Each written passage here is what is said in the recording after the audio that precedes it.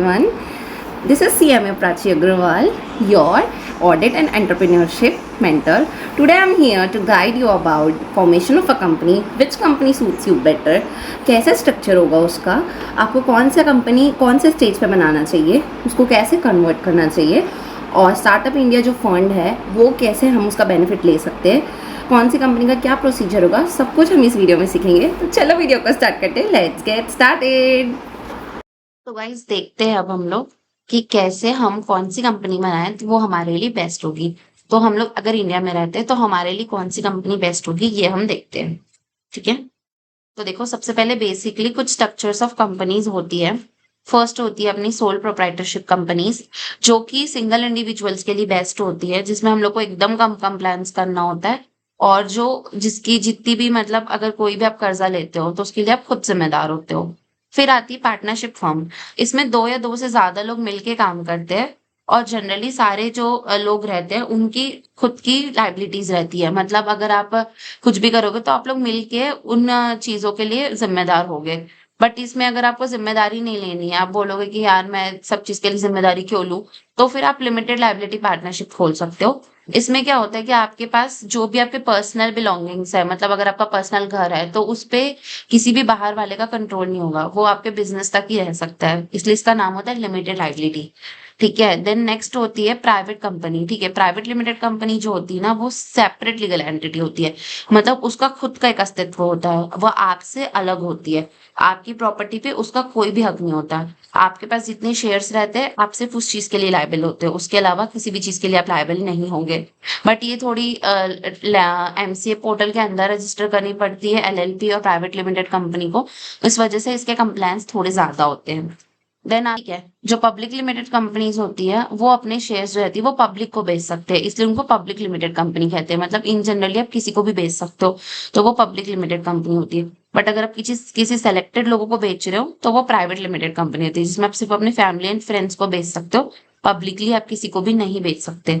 ठीक है, देन फिर होती है one person company. One person company का मतलब होता है जो एक इंसान अकेला अपने बिजनेस को ऑपरेट करना चाहता है, जिसमें उसको लाइबिलिटीज भी लिमिटेड चाहिए। मतलब वो जो लिमिटेड लाइबिलिटी पार्टनरशिप है और जो आपका प्राइवेट लिमिटेड कंपनी है उन दोनों का मिक्सचर होता है। जैसे कि लिमिटेड लाइबिलिटीज होती है उसकी और वो अकेला ओनर होता है अपनी कंपनी का।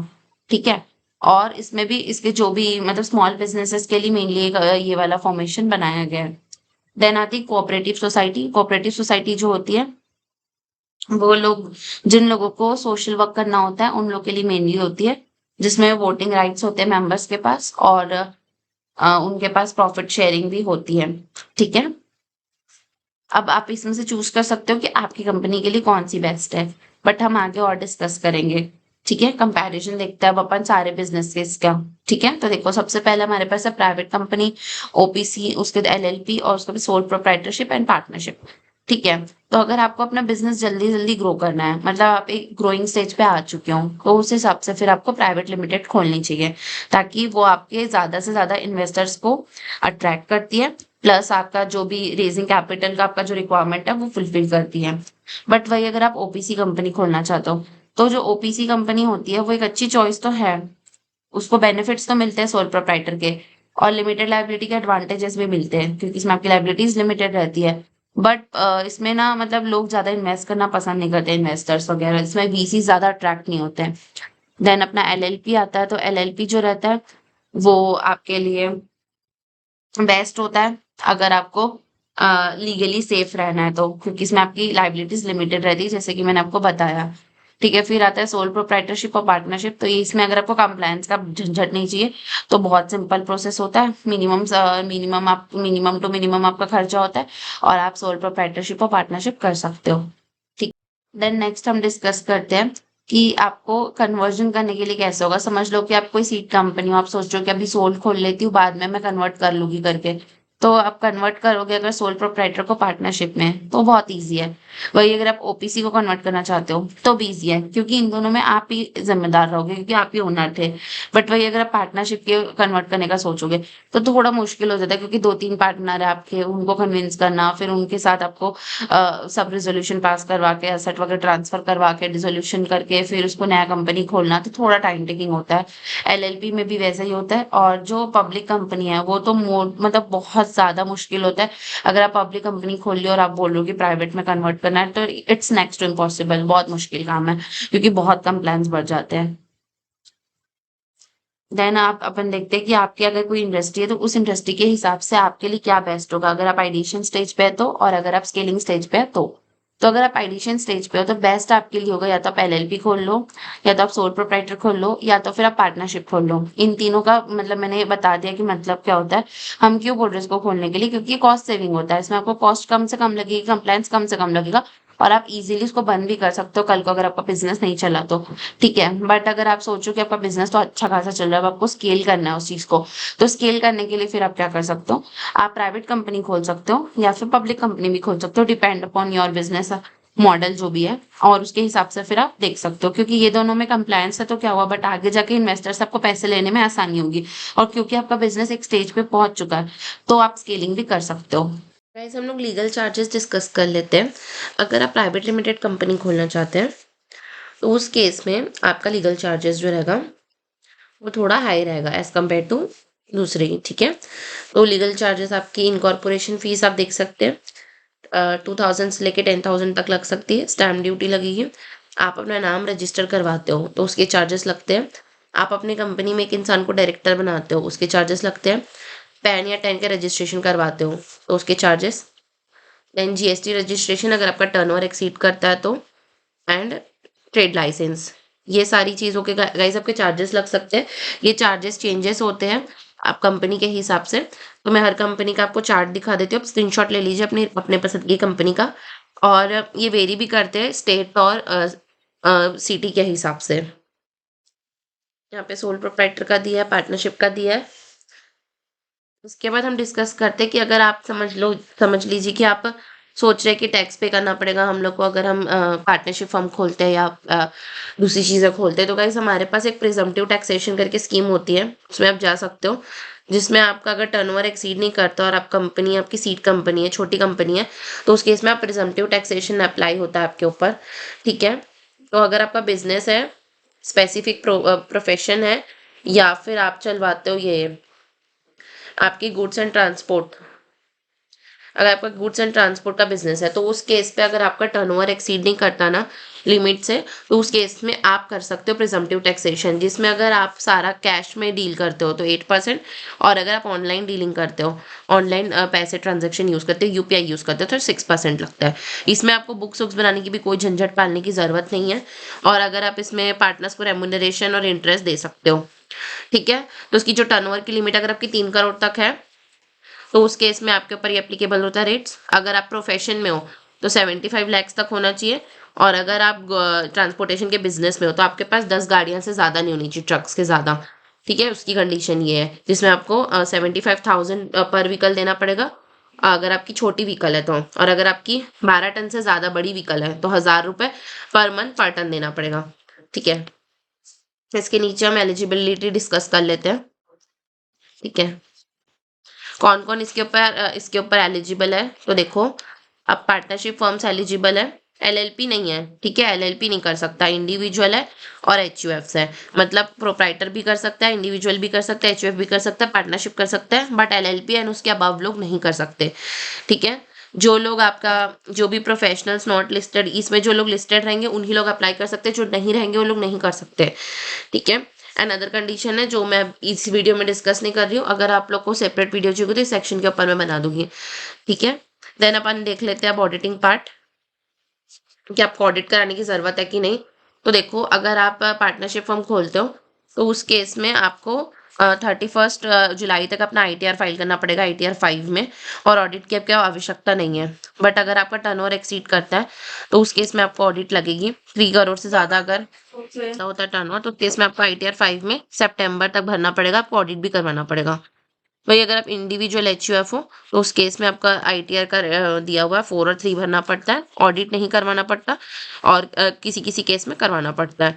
ठीक है, तो जब ऑडिट करवाते हैं तो उसकी डेट अपनी 30 सितंबर हो जाती है, और जब नहीं करवाना रहता तो 31 जुलाई रहती है। ठीक है, नेक्स्ट है कि आप, मैं हमेशा देखी होगी कि मैंने ओपीसी कहीं पर भी रिकमेंडेड नहीं किया, तो उसका एक रीजन है मैंने क्यों नहीं किया।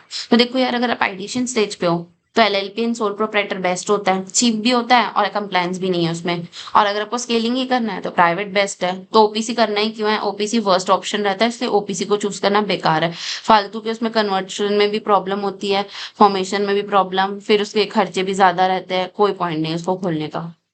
देन अब अपन नेक्स्ट देखते हैं कि सोल प्रोप्राइटरशिप अगर अपन को खोलना है तो अपन कैसे खोलेंगे। ठीक है, तो फर्स्ट हम देखते हैं कि सोल प्रोप्राइटर एक सिंपलेस्ट तरीका होता है कोई भी बिजनेस स्ट्रक्चर का।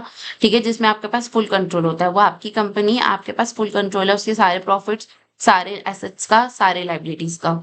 ठीक है, देन सबसे पहले आपको क्या करना पड़ेगा, अगर आपको सोल प्रोप्राइटर खोलना है तो सबसे पहले आपके पास कोई अच्छा सा आपका नाम होना चाहिए बिजनेस का, जो भी आप नाम ले सकते हो अपने बिजनेस का। देन उसके बाद फिर आपके पास आपको उसका पैन नंबर होना चाहिए, मतलब आपको बिजनेस का पैन नंबर लेने की जरूरत नहीं है, आपका खुद का पैन नंबर जो होगा वही इसके ऊपर एप्लीकेबल हो जाता है। बस आप जो बैंक अकाउंट है वो करंट अकाउंट खुलवा लोगे तो अच्छा रहेगा, ताकि आपका जो भी बिजनेस ट्रांजेक्शन है आपके करंट अकाउंट से होता रहे। देन नेक्स्ट आपको आधार कार्ड लेना है, जो कि वो आपका चल जाएगा आधार कार्ड, क्योंकि सोल प्रोप्राइटर में आपको पैन और आधार कार्ड अपना चलता है, उसमें आपको no need to take other cards. Okay, then फिर आपको बिजनेस एड्रेस प्रूफ, आपका जो भी बिजली बिल वगैरह होगा वो सब आप लगा सकते हो। रेंट एग्रीमेंट अगर आपके पास कुछ है तो आप अपने नाम से जो रहेगा वो लगा सकते हो। देन फिर आपको जीएसटी रजिस्ट्रेशन, अगर आपको लगता है कि आपकी जो टर्नओवर लिमिट्स होती है वो क्रॉस होती है तो फिर आप ले सकते हो, अगर अदरवाइज आपको लेने की जरूरत नहीं है। अगर आपको एमएसएमई सर्टिफिकेट, उद्यम सर्टिफिकेट की जरूरत है, आपको लगता है कि आपको उस सेक्टर पे काम करना है, तो आप ले सकते हो, फ्री ऑफ कॉस्ट गवर्नमेंट देती है, तो आपको लेना मेरे हिसाब से अच्छा रहेगा, ले सकते हो आप।